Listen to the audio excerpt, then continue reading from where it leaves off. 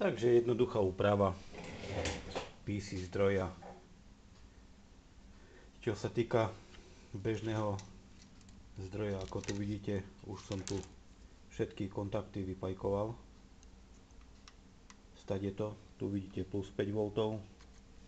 Väčšinou na tých starých zdrojov máte plus 12V, minus 5, plus 5. Nás bude zaujímať, že všetky kontakty sa z tohoto vycinujú z plus 5V. Zároveň sa nechajú nejaké kontakty na plus 12V a na zem, to sú tie čierne. Čiže tieto.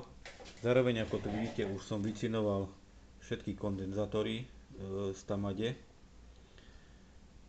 z týchto zdrojov, lebo niektoré majú, napríklad tento má 2200 mikrofaradov, iba 10V, to bol použitý na 5V, a tento má 16V, tento bol konkrétne medzi zemou a 12V je 1000 mikrofarad, 16V. Ten by tam aj stačil, ale problém je v tom, že tieto kondíky niektoré majú presnú voltáž niekde tam, maximálne plus minus 1-2V znesú navyše, ale pri tom, ako náhle budeme s tým laborovať, stane sa nám to, že sa nám môže zvýšiť napätie vyššie až do 24V na 12V a tým pádom sa môže stať to,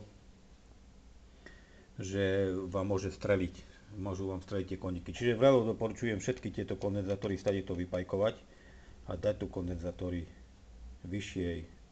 vyššej voltáže pre skúšku. Na plus 5V už nemusíte dávať, ale vždy si dajte na plus 12V a zem, lebo tieto vlastne budete používať. Používajte vždy nejaké 25V kondenzátory. Samozrejme vidíme tu dva stejné zdroje. Tu som už vyhol tie plešky, aby bolo vidieť, že som to trochu vyhol, aby to bolo vmestiteľné do takej inej krabičky, nejakej tenčej, ale aj zároveň má to lepšie chladenie, takže bacha na to, aby ste tam potom neurvali tieto. Tu vidíte integrované obvody, ktorých sa to bude týkať.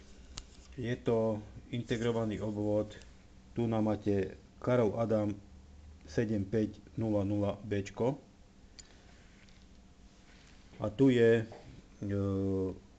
DBL 494. Základ je 494, ale ako vidíte, tieto dva zdroje, ktoré som našiel, sú identické, čiže viac menej nás zaujíma hlavne ten KA 7500, pokiaľ tam máte, a máte tam tú 494. Hlavne nás tu zaujíma tento tu prvý pin, ktorý je na integrovanom obvode, a ten je odpormi napichnutý smerom voči zemi jedným odporom a jedným odporom voči 5V a 5V a 12V. Na to, aby sme to mohli zregulovať, nájdeme si na internete úpravu PC zdroja a tu nájdete týmto spôsobom. Tu som to našiel na tomto. Som to našiel na stránke ferodržiak.ic.cz. Je tam kopu týchto nápadov a tu, ako vidíte, je tam úprava celková, kde čo všetko treba odstraniť a kde treba dať trimmer. Čiže tu som našiel napríklad na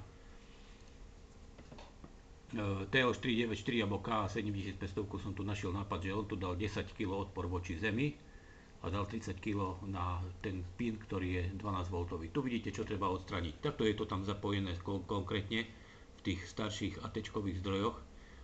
Je to zapojené týmto spôsobom. Čiže tento tu odporík od 5V úplne odstraniť. Namiesto tých 12V dať tu 30 ohmový odpor, 30 kΩ odpor. Ja som našiel nejaké 32 kΩ, ale to nevadí. A tu 10 kΩ odpory. Čiže čo nám k tomu treba? Treba nám k tomu hlavne na skúšku doporučujem, ja používam väčšinou tieto 24V 100W žiarovky ako záťaž. Potom pri záťaži väčšinou sú to dobré s tým, že že v rôznych zaťažach, ako jednotlivé žiarovky zapájate, tak vidíte, ako sa ten zdroj tvári a pri zaťaži, ako vlastne reguluje. Pozor, je tu ešte aj niečo, čo sa vám môže dosť veľmi hodiť. Je tu aj tzv. Úprava v prípade niečoho, on to tu celkom pekne popísal, je tu tam integrovaný obvod, tá LM339. A v prípade tu vám ide jedna dioda na obvod číslo 4, to ide do tej 494. V prípade, že by sa zdroj tvaril tak, že keď to zregulujete aj a on vám bude vypínať, dá sa odstraniť táto dioda, ale je tam jeden problém. Tento zdroj už nebude nadprúdovo chránený a tam potom vznikajú veľké šarapaty. Treba to tam upraviť podľa iných zdrojov. My ako vidíte, sme si tu dali, našiel som tu v šuplíkovej sústave 10-kilové trimre bežné